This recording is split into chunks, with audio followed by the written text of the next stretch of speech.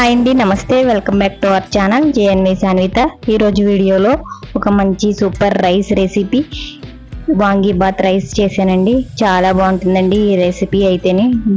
పిల్లలకి లంచ్ బాక్స్లోకైనా సరే, స్పెషల్గా ఏదైనా రైస్ చేయాలనుకున్నప్పుడు ఇలా ఒకసారి ట్రై చేయండి, చాలా బాగుంటుంది.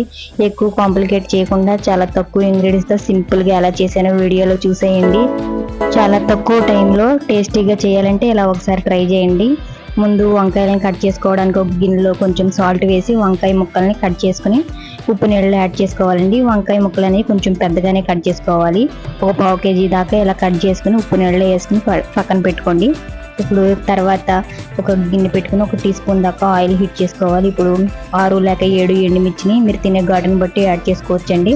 ఎండుమిర్చిని ఒక 2 టేబుల్ స్పూన్ పచ్చెనగపప్పు, 1 టీ స్పూన్ మినపప్పుని యాడ్ చేసుకుని లైట్గా ఫ్రై చేసుకోవాలి. తర్వాత 2 టేబుల్ స్పూన్ ధనియాలు, 1 టీ స్పూన్ జీలకర్ర కూడా యాడ్ చేసుకుని ఫ్రై చేసుకోవాలండి. ఇవి కూడా లైట్గా ఫ్రై చేసుకున్న తర్వాత 1 టీ స్పూన్ దాకా మిరియాలను కూడా యాడ్ చేసుకోవాలండి. ఒకదాని తర్వాత ఒకటి నిదానంగా ఫ్రై చేసుకోవాలండి. అన్ని చక్కగా మంచి కలర్ వచ్చే వరకు ఫ్రై చేసుకోవాలి.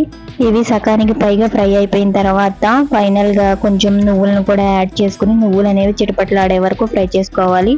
ఇప్పుడు నువ్వులు కూడా ఫ్రై అయిపోయిన తర్వాత స్టవ్ ఆఫ్ చేసేసుకుని ఒక ఎల్లుల్లి రెబ్బని, ఒక మీడియం సైజ్ ఎల్లుల్లి రెబ్బని తీసుకుని ఇలాగా పాయల కింద విడి తీసుకుని యాడ్ చేసుకోవాలండి. ఒక చిన్న నిమ్మకాయ సైజ్ అంత చింతపండును కూడా, నిమ్మకాయ కన్నా చిన్న తక్కువే కొంచెం చింతపండును కూడా యాడ్ చేసుకోవాలండి.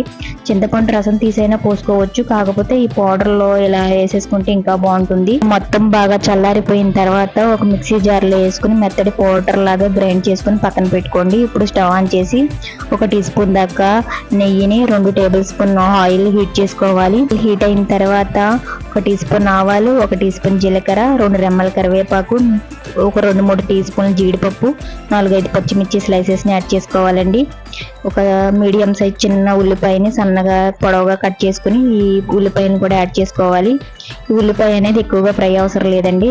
ఇక్కడ చిన్న వీడియో క్లిప్ మిస్ అయిందండి, ఈ వంకాయ ముక్కలు వేసే క్లిప్ మిస్ అయింది. ఇప్పుడు వంకాయ ముక్కలను కూడా యాడ్ చేసేసుకుని ఒక ఫుల్ టేబుల్ స్పూన్ ఉప్పు, ఒక 1/2 టీ స్పూన్ పసుపు యాడ్ చేసుకుని వంకాయని లైట్గా మూత పెట్టి మగ్గించుకోవాలండి. వంకాయ అనేది ఎక్కువగా మగ్గ అవసరం లేదు ఈ రైస్కి, వంకాయ ముక్కలాగా తగిలితేనే టేస్ట్ బాగుంటుంది. ఇలా ఫ్రై అయితే సరిపోతుందండి. వీడియోలో చూపిస్తున్నట్లుగా గ్లాస్ బియ్యాన్ని ఉడికించి పక్కన పెట్టుకున్న రైస్ అండి ఇది.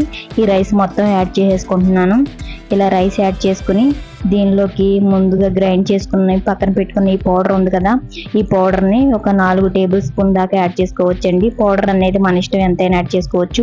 ఒకవేళ పౌడర్ కనుక ఎక్కువ క్వాంటిటీలో చేసుకుని అయినా సరే మనం స్టోర్ చేసుకోవచ్చండి. మనం ఫ్రైలో అయినా సరే, ఏ టైప్ ఆఫ్ ఫ్రైలో అయినా వేసుకున్న చాలా బాగుంటుంది. ఇలా ఏ రైస్ ఐటెంలో కూడా వేసుకోవచ్చు, మనకి ఎక్కువ టైం పట్టదు. ఇలా రెడీ చేసుకుని పక్కన పెట్టుకుంటే ఇప్పుడు ఈ పౌడర్ వేసుకున్న తర్వాత ఇలా బాగా కలుపుకోవాలండి.